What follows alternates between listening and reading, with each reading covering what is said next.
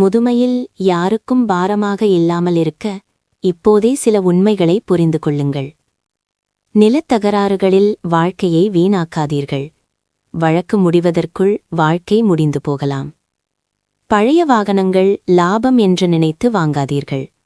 அது ஓடும் நேரத்தை விட கராஜில் நிற்கும் நேரம் அதிகமாக இருக்கும். சொத்துக்களை அவசரமாக எல்லாம் எழுதிக் கொடுக்காதீர்கள்.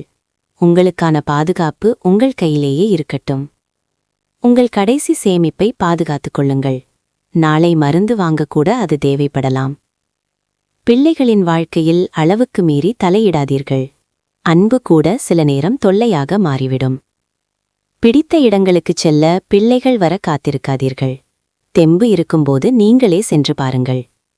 சாப்பிட நினைப்பதை இன்றே சாப்பிடுங்கள். பிறகு நினைவுகளுக்கு மட்டும் அர்த்தமிருக்காது.